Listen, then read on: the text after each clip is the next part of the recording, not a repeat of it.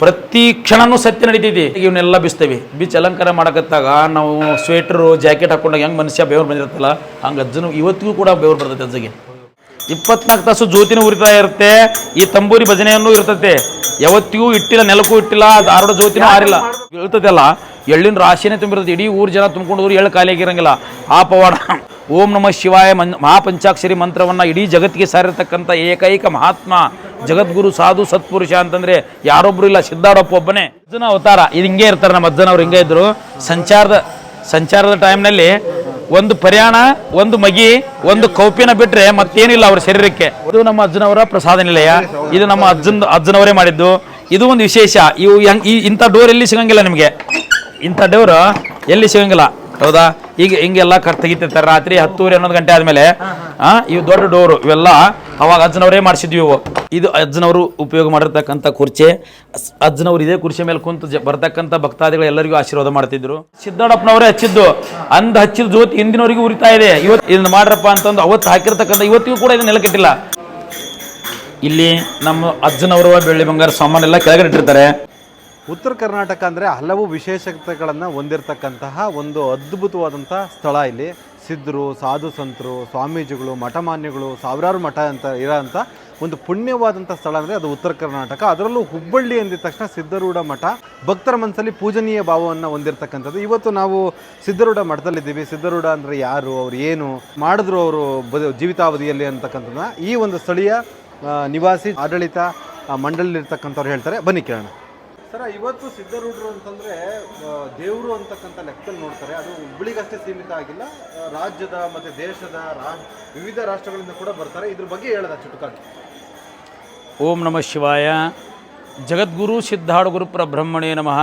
ಸಿದ್ಧಾಡಪ್ಪನೇ ಪರಮಾತ್ಮ, ಪರಮಾತ್ಮನೇ ಪ್ರತಿ ಅವತಾರವೇ ಸಿದ್ಧಾಡಪ್ಪನ ಅವತಾರ. 100 ವರ್ಷದ ಹಿಂದನೇ ದೊಡ್ಡ ದೊಡ್ಡ ರೋಗಗಳು ಬಂದಾಗ ಊರನ್ನೇ ಖಾಲಿ ಮಾಡ್ತಿದ್ರಂತೆ. ಊರೆಲ್ಲ ಖಾಲಿ ಮಾಡಿ ಗುಡ್ಡ, ಜಂಗಲ್ಲು, ಕಾಡು, ಬೆಟ್ಟದಲ್ಲಿ ಹೋಗಿ ಮನೆ ಮಾಡ್ಕೊಂಡಿರ್ತಿದ್ರಂತೆ. ರಣಹದ್ದುಗಳು, ಗುದದ್ರಾದಿ ಪಕ್ಷಿಗಳು ಬಂದು ಊರಲ್ಲಿ ವ್ಯಕ್ತಿಗಳ ಮೇಲೆ ನಿಂತುಕೊಂಡು ತಿಂತಿದ್ವಂತೆ ಮನುಷ್ಯರನ್ನ. ಅಂಥ ಒಂದು ರೋಗ 100 ವರ್ಷದ ಹಿಂದೆ ಬಂದಿತ್ತಂತೆ.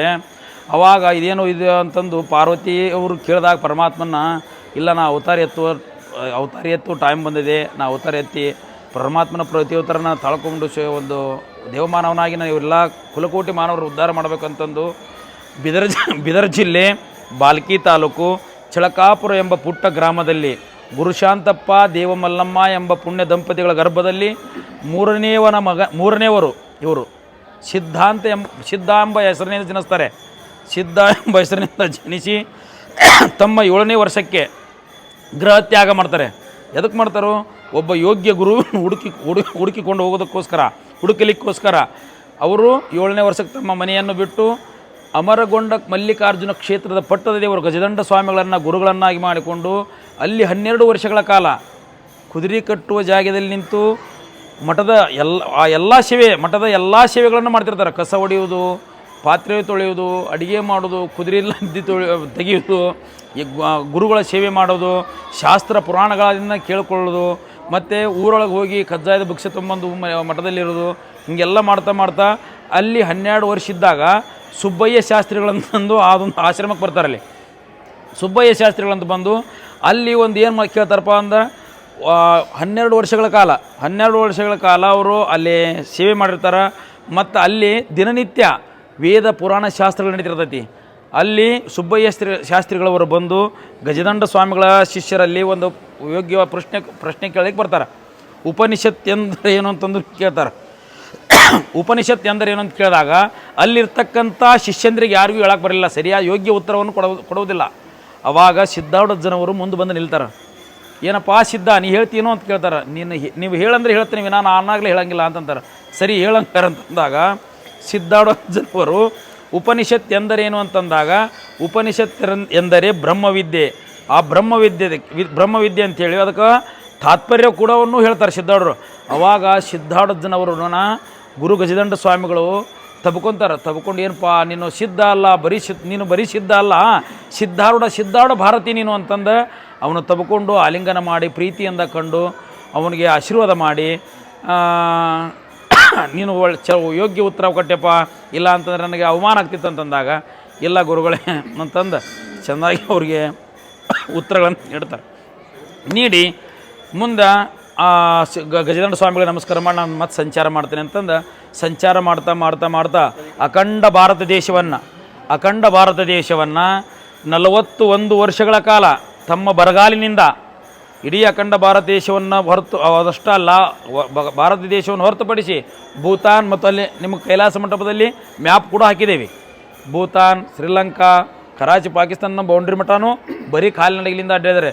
ಎಲ್ಲೆಲ್ಲಿ ನಮ್ಮ ಸಿದ್ಧ ಹಡಜನವರು ಅಡ್ಡಾಡಿದಾರಲ್ಲ ಅಲ್ಲಿ ವಾದ ವಿವಾದ ಯಾವುದೇ ಇರಲಿ, ಒಂದು ಶಾಸ್ತ್ರ ಪ್ರವಚನ ಅಂತಿರಲಿ, ಯಾವುದಾದ್ರೂ ಏನಾದರೂ ಅಲ್ಲಿ ಏನಾದರೂ ಘಟನೆ ನಡೆದೈತೆ ಅಂತಂದ್ರೆ ಆ ಘಟನೆಗಳನ್ನು ನಿವಾರಣೆ ಮಾಡ್ತಾ ಅಲ್ಲಿರ್ತಕ್ಕಂಥ ಎಲ್ಲ ಜನರನ್ನು ಉದ್ಧಾರ ಮಾಡಿ ಕಟ್ಟಕಡೆಗೆ ತಮ್ಮ 42ನೇ ವಯಸ್ಸಿನಲ್ಲಿ ಸಿದ್ಧಾಡಪ್ಪನವರು ಇಲ್ಲಿ ಹುಬ್ಳಿಗೆ ಬರ್ತಾರೆ. ಹುಬ್ಳಿಗೆ ಬಂದಾಗ ಅವ್ರಿಗೆ ಶಾಂತಿ ಲಭಿಸ್ತದೆ. ಶಾಂತಿ ಲಭಿಸಿದ ಮೇಲೆ ನಾನು ಇಲ್ಲೇ ಇರಬೇಕು, ನಾ ಇಲ್ಲೇ ಯೋಗ್ಯ ಒಂದು ಮಂದಿರ ಕಟ್ಕೊಂಡು ಇಲ್ಲೇ ಬರ್ತಕ್ಕಂಥ ಎಲ್ಲ ಭಕ್ತಾದಿಗಳಿಗೆ ಆಶೀರ್ವಾದ ಮಾಡ್ತಾ ಇಲ್ಲೇ ಇರಬೇಕು ಅಂತಂದು ಇಲ್ಲೇ ಇರ್ತಾರೆ ಅವರು. ಏನು ಪವಾಡ ಅಂತಂದರೆ ಅವರು ಹುಟ್ಟಿನಿಂದ ಬಾಲಕರಿರುವಾಗ ಚಿಕ್ಕ ಪಾತ್ರೆಯಲ್ಲಿ ಮೊದಲನೇ ಪವಾಡ ಎಲ್ಲ ಹುಡುಗರನ್ನ ಕರ್ಕೊಂಡು ಎಳ್ಳು ಕೊಡ್ಬೇಕಂತಂದು ಅವನು ಮನೆ ಕರ್ಕೊಂಬರ್ತಾನೆ. ಎಳ್ಳು ಕರ್ಕೊಂಬರ್ಬೇಕಾದ್ರೆ ದೂರ ನೆಲುವಿನ ಮೇಲೆ ಅವ್ರ ತಾಯಿ ಎಳ್ಳಿನ ಗಡಿಗೆಯನ್ನು ಕಟ್ಟಿರ್ತಾರೆ. ಅದೊಂದು ಚಿಕ್ಕ ಪಾತ್ರೆಯಲ್ಲಿ ಇರ್ತಕ್ಕಂಥ ಎಳ್ಳಿನ ಗಡಿಗೆಗೆ ಒಂದು ಕೋಲಿನಿಂದ ಚುಚ್ತಾರೆ ಸಿದ್ಧಾಡ ಜನ. ಅವ್ರು ಬಾಲಕ ಸಿದ್ಧ ಅಂತ ಇರ್ತಾರೆ. ಅವ ಚುಚ್ಚಿದಾಗ ಧಾರಾಕಾರ ರಾಶಿಗಟ್ಟಲೆ ಎಳ್ಳು ಒಂದು ಚಿಕ್ಕದೊಂದು ಕುಡಿಕಿ ಮಣ್ಣಿನ ಮಗಿಯಲ್ಲಿ ನೆಲುವಿನ ಮೇಲೆ ಇರ್ತಾವೆ ತಾಯಿ ದೇವಮಲ್ಲಮ್ಮ ತಾಯಿ.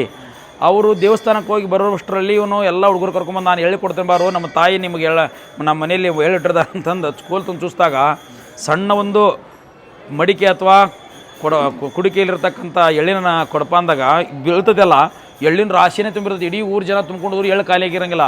ಆ ಪವಾಡ ಓಂ ನಮಃ ಶಿವಾಯ ಅಂತಕ್ಕಂಥ ಮಹಾಪಂಚಾಕ್ಷರಿ ಮಂತ್ರ, ಈ ಒಂದು ಮಂತ್ರವನ್ನು ಸಿದ್ಧಾಡಪ್ಪನವರು ಜಗತ್ತಿಗೆ ಸಾರಿರ್ತಾರೆ.